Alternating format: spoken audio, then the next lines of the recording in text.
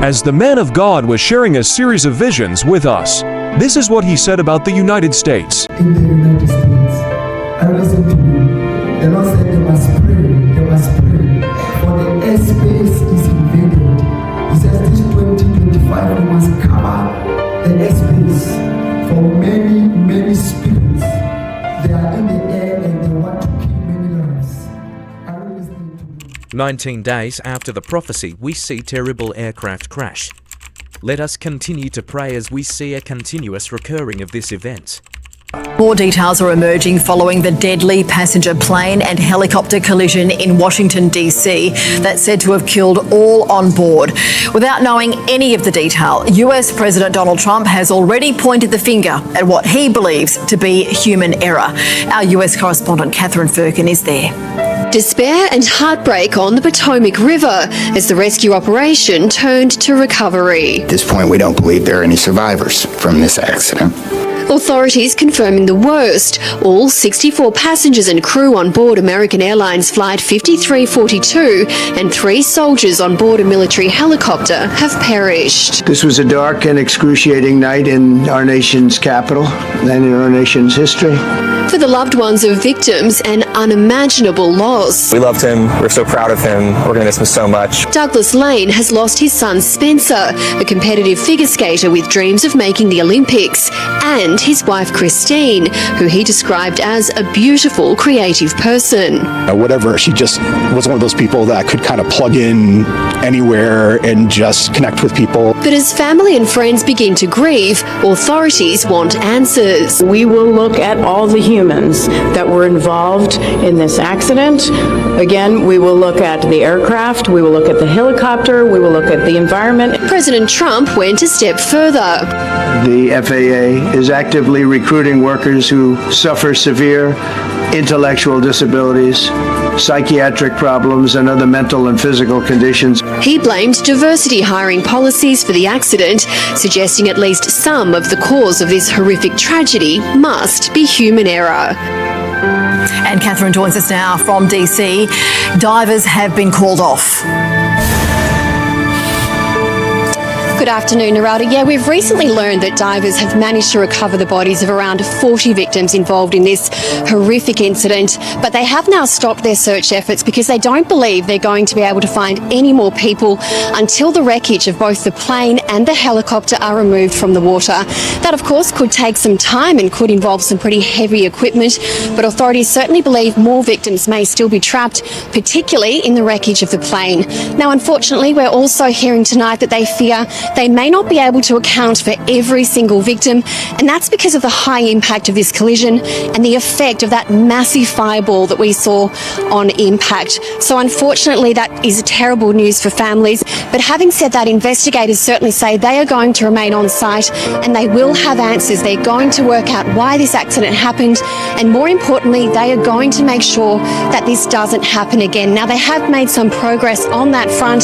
They found one of the black boxes tonight, either from the helicopter or the plane, and that of course will contain crucial data. Now, one other area of interest that's getting a lot of attention tonight is the role of air traffic controllers. Of course, this airport is one of the busiest and the most congested in the United States, and we have just learned that one of the air traffic controllers on duty during this incident was essentially doing the job of at least 2 people.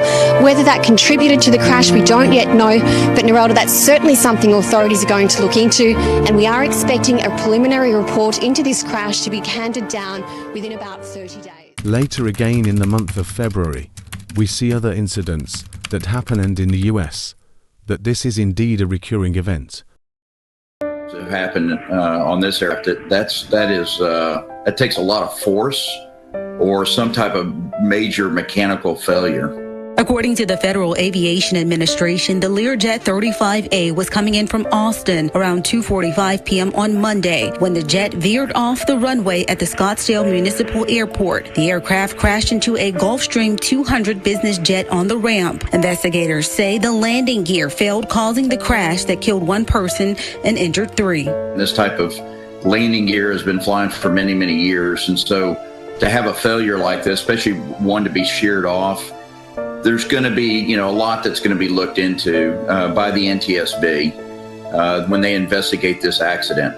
Commercial pilot John Cyrier says the aircraft is typically inspected every 100 hours. The pilots also are required to perform a safety inspection. The person that's flying the plane is responsible for the mechanical or visually inspecting the aircraft before you board and fly it. So at one point, presumably, or they were supposed to, they would have walked the aircraft. But to see something of this nature, especially of something this large, to have, come apart or come up ripped off the aircraft, there has to be something else than something just visually that the pilot would have noticed.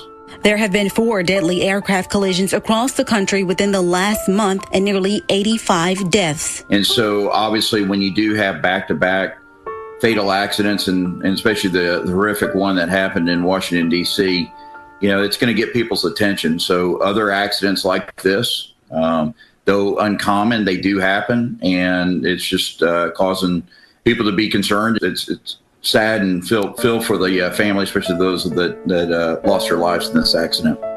Flight crashed, flipped upside down, and caught fire after landing Monday at Toronto's Pearson International Airport. Everything, drop it. Come on. Don't take it away. Remarkably, all 80 people on board made it out alive. There were at least 18 people injured.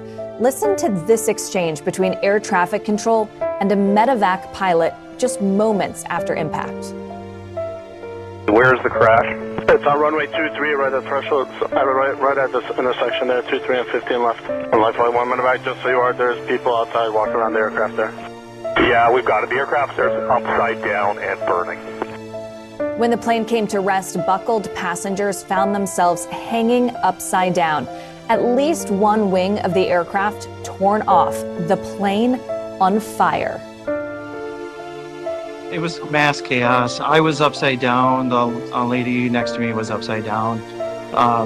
We kind of let ourselves go and fell to hit the ceiling, which is surreal feeling. And then everybody was just like, get out, get out, get out. We didn't really know anything was the matter, or at least I didn't, until like the second we hit the ground.